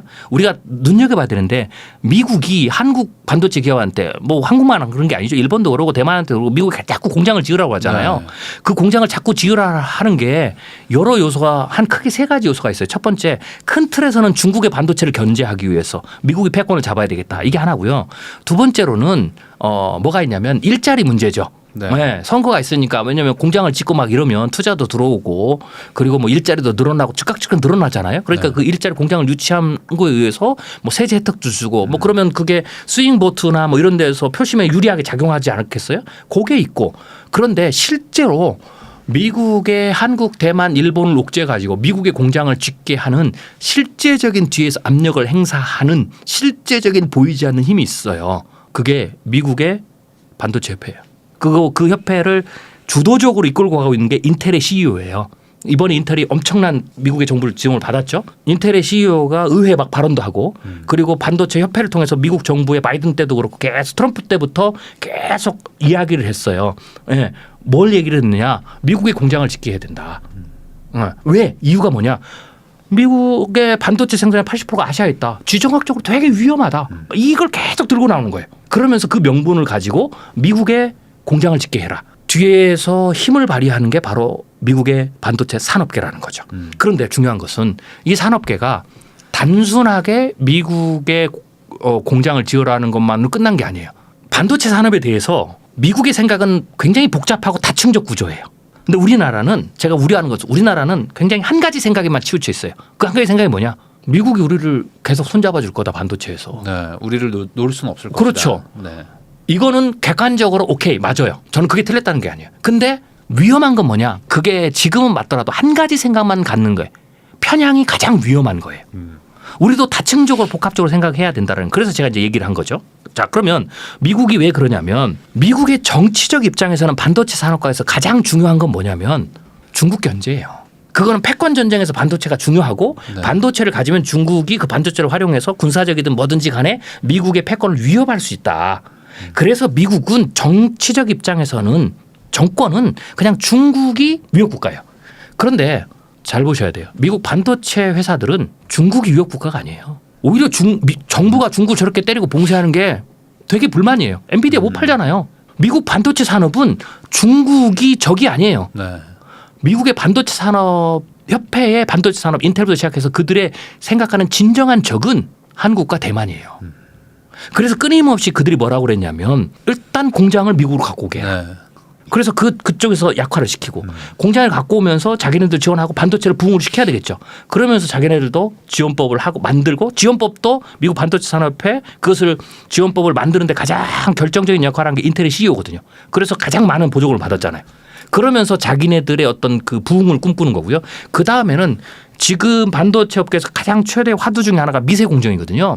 이 미세 공정에서 대만과 한국한테 미국이 거의 따라잡혔다. 이 얘기를 계속 했어요. 네. 이 말은 뭐냐? 때려달라는 거예요. 그러면 미국 정부 입장에서는 일단 우선순위부터 해야 되는 거예요. 우선순위가 뭐냐? 중국 때리는 거예요. 그래서 중국을 견제했어요. 두 번째 우선순위 뭐예요? 공장 가져왔잖아요. 네. 거기서 끝나느냐? 안 끝나죠. 그 다음에는 공장을 세웠으면 어떻게 되겠어요? 미국에 공장을 지었어요. 자, 생각해 보세요. 많은 사람들이 미국에 반도체 공장을 세우면 실패할 거다 그래요. 저도 실패할 거라고 얘기를 해요. 실패 확률이 높다. 왜냐? 반도체 공장은 잘 아시는 대로 공정이 업그레이드 될 때마다 공장을 새로 짓다시피 해야 돼요. 네. 그러면 그 공장을 새로 짓는데 수십조 원이 들어요. 그래서 반도체는 사실은 기술력 경쟁이지만 동시에 자본력의 싸움이에요. 그래서 한번 선두주자가 자본력을 가진 선두주자가 쭉 끌고 가면 후발주자가 따라오기가 불가능합니다. 기술과 자본을 가지니까. 네. 그러면 그 자본 새로운 공정에 넘어갔을 때 그 새로운 공정을 넘어갔을 때 새로운 공장에 대한 자본을 어디서 가져오느냐. 지금 내가 시장을 제패해서 나오는 이익을 차곡차곡 쌓아놓고 그 돈으로 가야 돼요. 그래서 미국이 더 이상 못한 거예요. 그 방식으로는 우리가 점점 가격이 떨어지는 메모리를 할 수 없다. 그래서 포기를 해버린 거예요. 돈 되고 부가가치가 있는 시스템 반도체. 그래서 시스템 반도체는 지금도 미국이 1위죠. 네. 그래서 그걸 일본한테 주고 일본도 그렇게 하다가 안 되니까 아까 같은 요소가 겹치면서 빨리 내줘버린 거고 한국이 그렇게 하다가 지금 한국도 어떻게 됩니까? 지금 반도체 수익률이 떨어지잖아요. 왜? 우리 인건비가 높아지고 여러 가지 문제 생기고 뭐 이러니까. 네. 그렇기 때문에 미국으로 공장을 가져가도 미국은 인건비가 엄청 높잖아요. 네. 그러니까 이거는 실패할 확률이 높은 거예요. 그러면 실패할 걸 왜 하냐? 그래서 우리가 그러다가 어느 날 안 되면 공장 안 돌려야 된다라고 이제 하죠. 그런데 이제 미국이 자꾸 압력을 하니까 해야 되잖아요. 자, 그러면 첫 번째 시나리오는 실패할 거다. 근데 두 번째, 만약에 미국이 그걸 알면 어떻게 되겠어요? 모르지 않겠잖아요. 자기네들이 경쟁력이 네. 없다는. 지금은 중국을 압력을 주고 뭐 이러니까 손해를 보고 국가가 막 지원을 하고 지원금이 손해 보전해 주는 거거든요. 그러면 그걸 해주고 상쇄해서 기업이 돌아간단 말이죠. 그런데 만약에 그게 한계에 도달하면 예를 들면 중국 같은 경우에도 전기차를 막 키우기 위해서 중국 정부가 전기차 보조를 막 해줬잖아요. 그래서 전기차 회사가 중국에 1000개가 됐어요. 네. 그러다가 전기차 보조금을 딱 끊으니까 어떻게 돼요? 절반이 망했어요. 그런 것처럼 미국이 어느 순간인가 반도체 보조금을 인텔이나 이런 데 지원을 끊으면 어떻게 돼요? 거기는 그냥 망하는 거예요. 네. 그러면 그게 눈에 뻔히 보인단 말이죠. 구조상. 그럼 어떻게 되겠어요? 그것을 안 되게 하려면 다른 방법을 찾아야 되겠죠. 다른 방법이 뭘까요? 내가 자력으로 예를 들면 우리 반도체를 계속 끌고 갈 힘을 못 갖으면 시장 지배력을 못 갖는다면 이익을 계속 내야 되니까. 근데 가격 경쟁에서 안 돼서 이익을 못 내서 시장을 점유를 못 내서 된다면 어떻게 되겠어요? 내 가격을 못 떨어뜨린다면 상대방의 가격을 떨어뜨리거나 상대방을 공격하면 되죠. 네. 대상이 그래서 어디가 되겠어요? 그 대상이 그 다음 단계는 이렇게 세웠으면 그들이 이거를 그냥 1, 2년 하다 말고 정치적 하다 말고 우리 하다 그냥 포기할 거야. 그냥 생색낸 거야. 라고 안 하고 진짜 하려고 한다면 진짜 계속 반도체 우위를 가지고 온다면 그 다음에는 이 문제가 분명히 있으니까 이 문제를 해결하는 방법이 뭐겠어요. 그래서 플라자 합의도 얘기가 또 나오는 거예요. 때려야죠. 한국의 반도체 가격을 높여야죠. 그리고 한국을 제재해야 되겠죠. 그리고 한국의 기업의 공장도 더 끌어다녀서 니들도 같이 가격이 경쟁을 못하게 해야 되겠죠. 왜? 어차피 한국이 가지고 있어도 미국이 생산하면 가격은 똑같은 거니까. 네. 그러니까 이런 다양한 수를 그다음에 써야 지금의 미국의 정책이 반도체 하이를 맡기고 공장을 만드는 정책이 계속 지속 가능한다라는 거예요. 그러니까 공장을 짓는 것으로 끝난다고 생각하면 안 된다는 거예요. 그 다음 단계가 있다. 그리고 제가 들여다봤을 때는 미국 반도체 산업협회가 지금 이렇게 하는 행보가 뒤에서 과거 트럼프 1기 행정부 때부터 계속 얘기하던 거고 그게 하나하나 지금 실현이 되고 있다라고 본다면 우리가 그 다음도 지금은 생각을 해봐야 된다. 물론 삼성은 안 망할 수 있어요. SK 하이닉스 안 망할 수 있어요. 왜? 공장 미국에다 지으면 되거든요. 그럼 회사는 존속하죠. 어차피 가격이 똑같은 거니까. 네. 그래서 그냥 다 높여가지고 서로 담합해서 미국도 일본도 다 높이면 하면 되죠. 그렇죠. 나는 시장에 퇴출 안 당하죠. 근데 문제는 뭐냐? 그렇게 되면 공장을 다 미국에 드셔야 되겠죠. 그래서 국가적 문제라는 거예요. 이거는. 네. 기업은 살 수 있지만 한국의 일자리 이거 우리가 지금 뭐 예를 들면은 뭐 지금 반도체 벨트 막 짓고 있는데 네. 이걸로 이 지은 공장으로 10년, 20년, 30년 계속 간다면 다른 공장은 그럴 수 있잖아요. 한번 지어놓으면 10년, 20년, 30년 가는데 이거는 반도체가 계속 경쟁이 되고 지금 반도체는 현재 반도체 소재나 공정이 지금 한계가 딱 10년이거든요. 10년은 전면적으로 다 바뀌어야 돼요. 공장도 다 바뀌어야 되고 설비도 다 바뀌어야 되고 시스템도 다 바뀌어야 되고 그러면 지금 짓는 것은 10년이 맥시멈이라고 봐야 돼요. 그럼 10년 이후에는 그다음에 바꿔야 될 때 만약 이런 상황이 되면 그 공장은 그대로 스톱이죠. 더 이상 안 짓죠. 그러면 이제 그 다음에 일자리, 지역 경제, 거기에 딸린 부동산, 도시 정책, 국가의 경제 성장률, 회사는 살아도 이런 문제가 생길 수 있다라는 거죠. 그래서 이 문제는 기업이 풀 수 있는 문제는 아니에요. 국가 전체가 머리를 맞대고 아직 일어나지 않을 때에 미리 시나리오를 세워서 대응책을 마련해야 되죠. 그 대응책이 뭐예요? 로비죠. 우리도 압력을 가해야 되죠. 미국의 반도체 협회가 미국 백악관이나 의회에 계속 압력을 가해서 그걸 끌고 가는 거거든요. 그럼 우리도 뭔가 그것을 대응할 수 있는 전략이 필요하다. 그런데 그걸 놓지 않고 뭐 우리 기술이 1등이니까 기술 우월주의니까 뭐 우리가 기술이 좋으면 우리 팽하겠어? 이런 생각에만 치우쳐서 그 모든 부분들에 대해서 소홀히 여기면 어느 날 갑자기 판이 뒤집힐 수 있다라는 거죠. 그리고 그 조짐들이 자꾸 이 얘기가 나오는데 뭐 플라자 합의 이게 뭐야 이렇게 하지만 우리는 이 시나리오가 없으면 이걸 그냥 흘려듣는 거죠. 그러니까 저는 이런 생각을 하고 있으니까 제2의 플라자 합의라는 얘기가 나오는 순간 심각한 문제가 될 수 있겠는데 네. 이들의 의도가 의심스러운데 그러니까 이런 생각을 우리가 할 수 있게 되는 거죠. 그래서 시나리오를 가진다라는 것은 그런 측면에서 굉장히 중요하다라는 거죠. 근데 박사님 얘기 듣다 보면은 우리나라의 미래가 되게 암울하게 느껴지는데. 암울하게 느껴지는 게 아니고요. 네. 대응을 안 하면 암울한 겁니다. 우리가 거꾸로 네. 우리가 지금이라도 이 생각을 이게 5년 10년 후일 수 있거든요. 당장은 아니에요. 올해도 아니고 내년도 아니고 트럼프가 들어선다고 해서 곧바로 때리는 것도 아니에요. 네. 그렇지만 차근차근. 그렇죠. 네. 이 생각을 안 하는 게 암울한 거죠.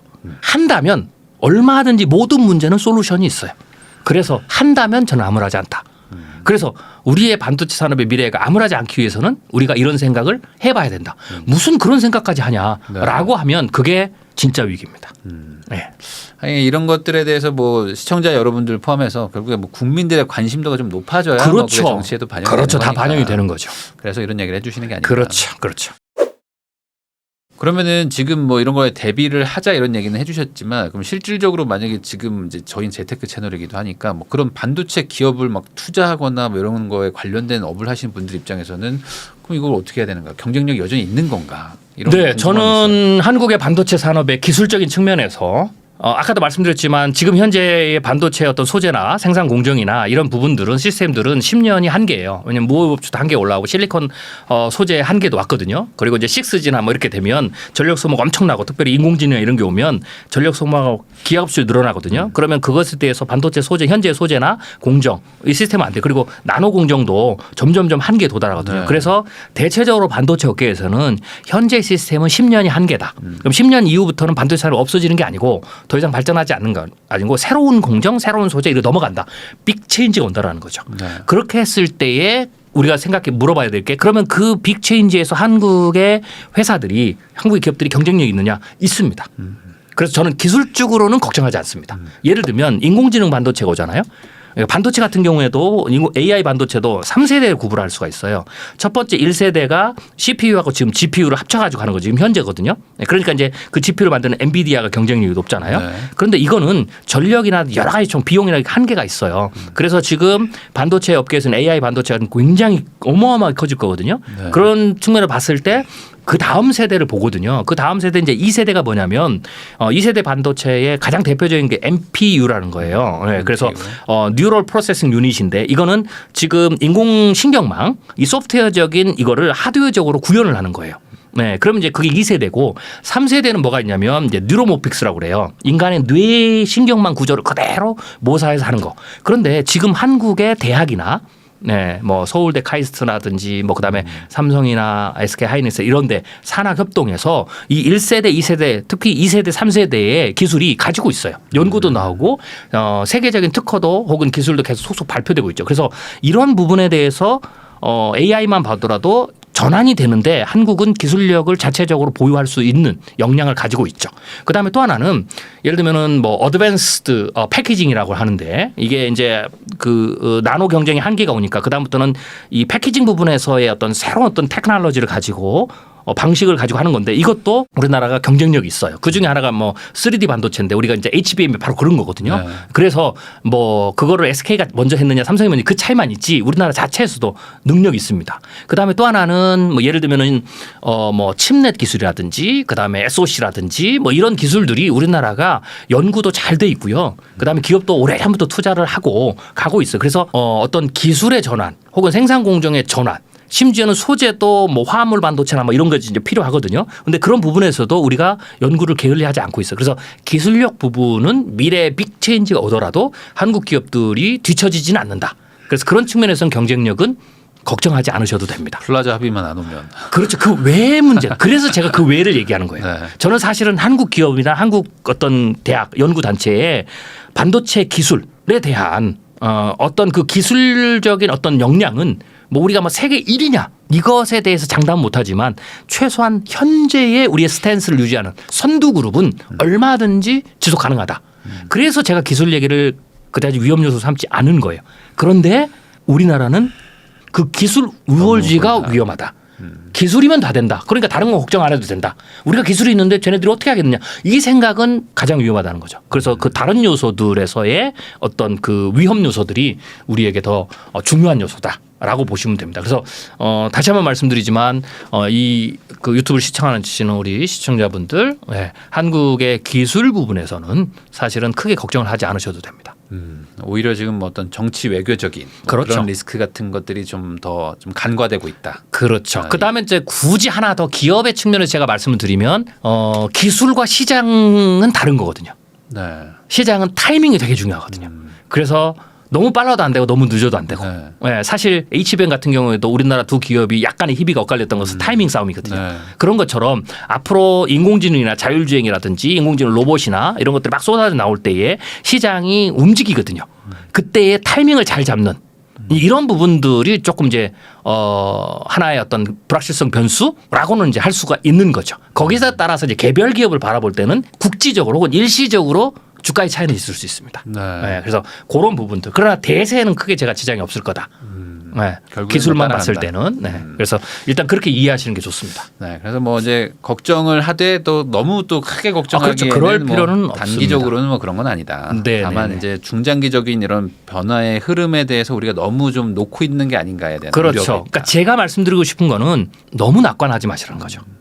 너무 낙관을 하면 어떻게 되냐? 뭐 그냥 내가 신경 안 써도 잘 나가겠지 이렇게 되는 거거든요. 근데 우리가 이 반도체 산업의 어떤 이 내부적 외부적 어떤 그 역학관계를 다 알고 있으면 우리 투자자들이 긴장을 갖게 되잖아요. 그러면 우리 투자자들이 주주총회 때마다 자꾸 이야기를 할 수 있는 거예요.